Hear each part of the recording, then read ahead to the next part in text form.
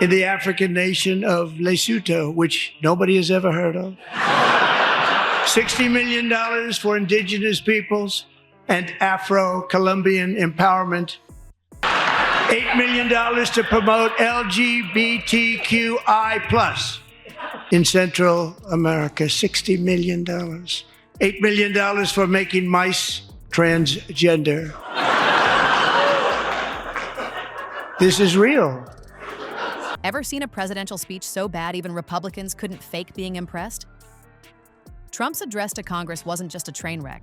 Then Donald Trump blames the surging prices of groceries and surging prices of eggs, the surging inflation, and the terrible economy right now, and the markets crashing. He blames it all on former President Biden.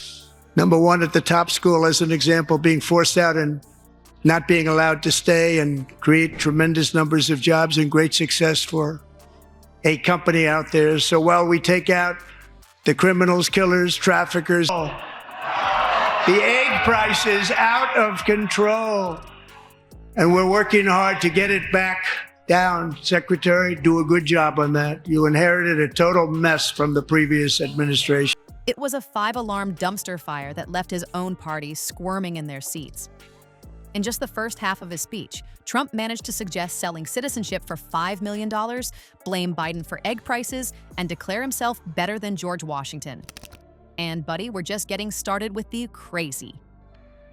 Before we move on, I'd like to ask you a small favor. If you appreciate this content, please take a second to like this video and subscribe to the channel. Over 98% of you watch the videos without subscribing. It costs you nothing, but it makes a huge difference to us. So, did you click the subscribe button? Great. Thank you so much. Now back to the video. So we're not even halfway through Donald Trump's joint address to Congress. It's already off the rails and one of the worst speeches I've ever seen. Such speech to Congress.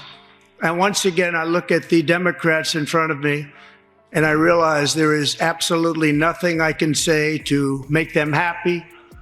Can you believe we're only halfway through this train wreck?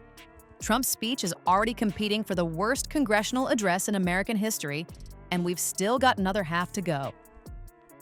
I haven't seen Republicans look this uncomfortable since they found out their daughters were dating Democrats. Let's break down the 5 most unhinged moments that had even the GOP squirming in their seats. First up, Trump kicked things off by throwing a full-blown tantrum because Democrats weren't applauding his imaginary achievements. What we are calling the gold card, which goes on sale very, very soon. For $5 million, we will allow the most successful job-creating people from all over the world to buy a path to U.S. citizenship. It's like the money that they've made. You wouldn't want to do that, but they have to pay tax, create jobs. They'll also be taking people out of colleges and paying for them so that we can keep them in our country instead of having them being forced out. The green card, but better and more sophisticated. And these people will have to pay tax in our country. They won't have to pay tax from where they came. That's right. He actually stopped his speech to complain that the opposition party wouldn't cheer for things he hasn't actually done. It's like getting mad at your dog for not high-fiving you when you haven't even taught him the trick. Just when you thought it couldn't get weirder, Trump unveiled his $5 million gold card scheme. Nothing says, I care about regular Americans like selling citizenship to the highest bidder. In the African nation of Lesotho, which nobody has ever heard of. $60 million for indigenous peoples and Afro-Colombian empowerment.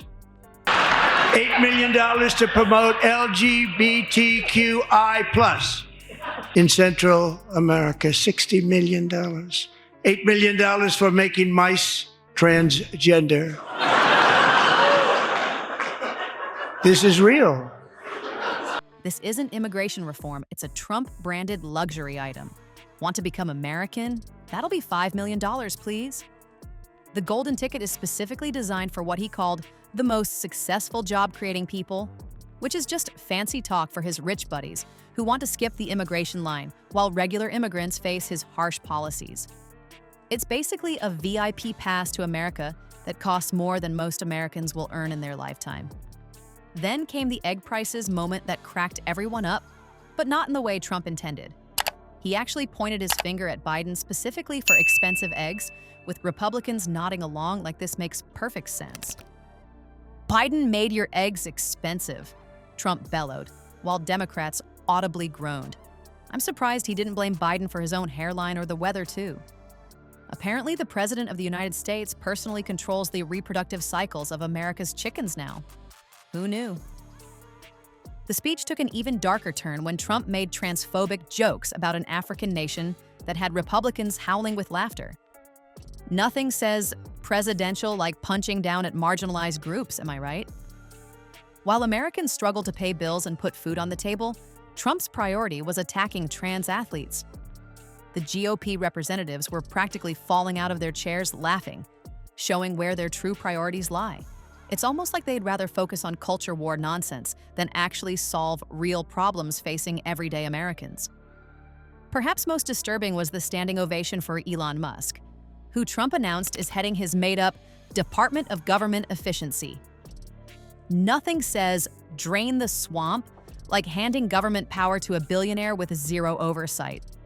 Republicans were on their feet cheering as Trump essentially promised to give one of his richest supporters control over cutting government agencies. It's like appointing Colonel Sanders to oversee chicken welfare. What could possibly go wrong? This wasn't just a bad speech, it was a dangerous display of authoritarianism disguised as governance. Selling citizenship to the wealthy, attacking vulnerable groups, and giving unchecked power to billionaires isn't just awful policy. It's a blueprint for America's decline. Trump's vision of America looks less like a democracy and more like one of his failed casino ventures. Gaudy, exclusionary, and designed to benefit only those at the very top. And remember, folks, this was just the first half of the speech. Trump was just warming up his particular brand of bizarre. It's like watching someone crash their car in slow motion, then put it in reverse to make sure they hit everything they missed the first time. The man who claims he alone can fix America can't even deliver a coherent address to Congress without veering into absurdity. Remember when Donnie promised to fix everything faster than Superman on Red Bull? "When I win, I will immediately bring prices down starting on day one," he boasted. Yet looking at the market numbers, his magic economic wand seems to be on back order. And what about his Ukraine peace plan? Trump literally claimed, "I would have a deal done in 24 hours from the time we started." Well, the clock's been ticking for quite a while now, and we're still waiting for this supposed diplomatic miracle. Democratic Congresswoman Clark summed up what millions of Americans are thinking with brutal simplicity. When asked what she'd say to Trump, her response was just 2 syllables. Resign. Short, sweet, and honestly spot on. So stick around, folks. We'll be back to cover the second half of this verbal car crash once Trump finishes his presidential cosplay routine. The jokes write themselves, but the consequences for democracy aren't nearly as funny.